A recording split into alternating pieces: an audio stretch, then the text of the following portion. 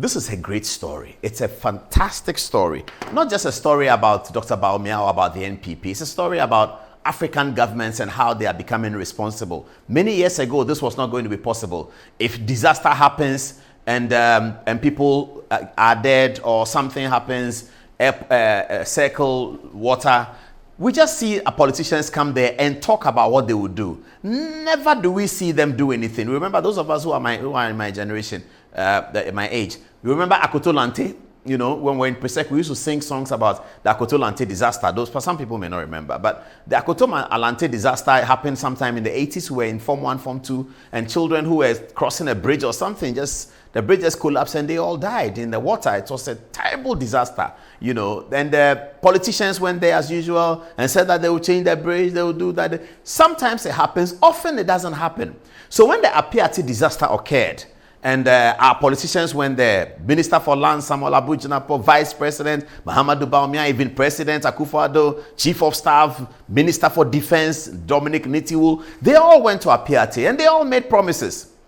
It was to be forgotten because that is how politicians are. They just come there, touch the people, take advantage, give them some small water, give them Coca-Cola or something, and then that's it. So people had even forgotten that the government had gone to Apiate and promised that they were going to do something new in Apiate. Everyone had forgotten. Today, after 3, 4, 5 years of the promise being delivered, especially by the lands minister, see what the government has done in Apiate. It's a small, tiny village in the Huni Valley area, Western region. It's in the constituency of the Deputy Minister for Lands. I will get his name very soon. The Deputy Minister, very hardworking Deputy Minister for Lands. And that time I was talking to him about Apiate. He was telling me that this Apiate thing is going to be a total disaster because in 2020, he was one of the few survivors who survived the tsunami against the NPP in the Western region. He told me that he won by just a slim margin. And if this Apiate thing is not solved, he's in trouble. And I told him that, well, you are the Deputy Minister. You have to deal with it. He said, oh, he's confident that his minister is focused on dealing with this matter. So today, the government delivered what they promised to the people of Apiate. Have a look.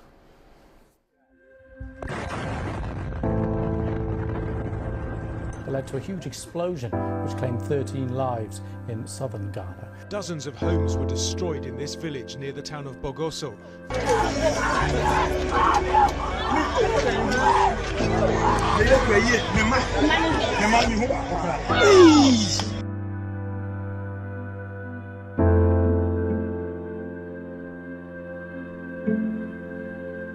This very tragic incident which happened in Apiate when there was an explosion in the community which literally wiped the whole community out. The situation then called for immediate, swift action. The president at the time dispatched the vice president, Dr. Mahamadou Bawumia, to visit the site and the scene and to ascertain for himself what was the state of affairs at that place. The government then had to move in very quickly to put in relief measures to bring some temporary relief to the residents of Apiate. I think by and large, the first phase of it was contained, and then we then had to come in, as in the Ministry of Lands and Natural Resources, the permanent resettlement of the people of Apiate. And on this occasion, let me commend and applaud highly Dr. Joyce Ayi, a senior stateswoman, who dedicated so much time and effort in helping the ministry to raise the necessary funding to rebuild this community. And through Dr. Joyce Ayi, we were able to raise the needed funds to be able to rebuild the Apiate community. We, the members of the committee, decided not to take any allowance at all, but rather we would also directly contribute to the fund. So far, so good. We are grateful for the privilege of being asked to raise the funds and to disburse the funds. There's still a lot of work to do. By the grace of God, so far we've been able to release funds as the need has arisen. I then constituted a redevelopment committee chaired by Honorable Benito Usibio with very high-ranking professionals in our country as members, and they went to work. We started by engaging the services of a consultant through procurement processes, and after which we also engage services of construction companies. Bearing in mind the president's charge to us that it must be a model town and that it should conform to all the environmental and green concepts. I served on the Apiatse Reconstruction Implementation Committee, to give architectural support. We were very interested in several things that would constitute part of the green technology, especially the microclimatic concerns. We were looking at the materials that would be used in construction, the design of the building, what methods you could use to harvest rainwater, such that no matter which way it faced, by using indentations in the building and wide overhangs, you'll be able to cut down on the solar gain, which has an indirect impact on the energy of the buildings.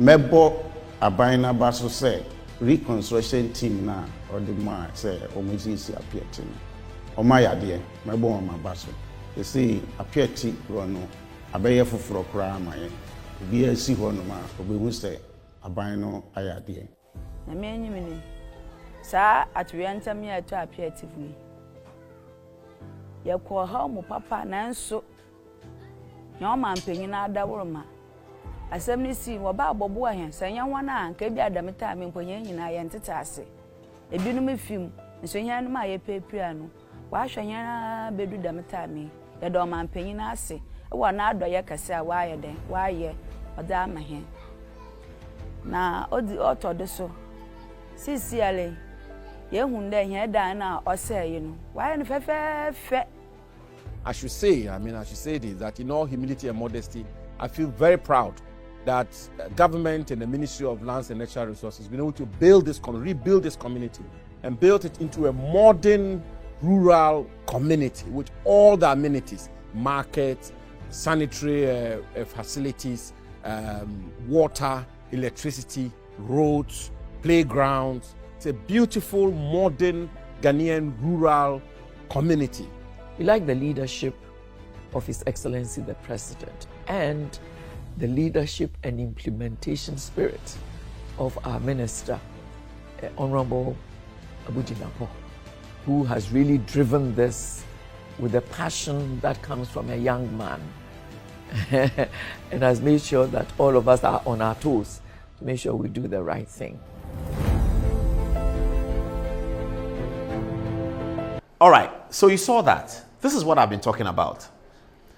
Congratulations to all of them. And in doing so, do you know what they are doing? They are giving politicians a good name. In doing so, the present crop of people, Minister for Lands, the committee led by Joyce Aye, two deputy ministers of lands, Benito and Mrekuduka. Mrekuduka is the name I was looking for. He's a member of parliament for the area. And he was very worried that if this doesn't resolve, it will make his chances, to blur his chances of winning. Now, we know that Mrekuduka will be re-elected by the people. Because any people that you do this for, they are objective. They will re-elect Mrekuduka. There's no doubt about it. And I believe that Dr. Bawumia will win there as well because of this. And other people in other communities who are watching are seeing that this is a government that's responsible. What is that doing? It's giving politicians a good name. And I've always made that controversial point on this program. Before Akufo-Addo came to implement free SHS, politicians couldn't promise anything. Because anything they promised, they didn't do it. And we've heard that historically. We've heard that the Jeddah is not the first person to talk about the sea going to Kumasi. In 1992, there was campaign against the NPP that if they were to win, they would take the sea to Kumasi. Those of you who were not born at that time, you will know. But that's the kind of campaign that has been waged. People have said, Kobedu Senko have said they'll build a railway line from here to London. And everything that politicians had promised sounded very ridiculous. So when Akufo-Addo promised free SHS, it sounded ridiculous. The reason why John Mahama can promise today is because Akufo-Addo promised and he implemented it. He's giving politicians a good name because they had a very bad name of promising and failing. Akufo-Addo said, I will do free SHS, and he has done it. So now people are able to say, in fact, in the last election, John Mahama said he would do free university. And he's able to say that for people to believe it because Akufo-Addo has changed the mark that people give politicians over their promise. This is another one. The government went to a disaster zone, said that we're going to build this into a new city. We'll build green roads, we'll build facilities for children to play. We're going to build a market. Everybody thought that is as usual. Politicians are talking. Now here we are. We have seen the implementation of it. And I'm very happy about this because it is beginning to give politics a good name. Because politics has suffered a very bad name, especially in this country, because of the people who have implemented the decisions. Today, we are seeing a new group of politicians who are saying that I will do free SHS, and they do it. Who sit down and a disaster occurs in Apiate? No, the disaster is not the fault of government. Some tanker was exploding. It exploded and it had broken some of the rules of EPA. Nevertheless, the disaster came. The politicians took responsibility that these are our people. We have been elected into power. What do? We are going to build it. And today they have built it. That is a feather in the cap of politicians. I expect to hear John Dramani Mahama, the candidate of the NDC, to say something about this, not for MPP, but for the people of Apiate, and tell them that, yes, this is good. This is good for the people of Apiate. This is how governance ought to be.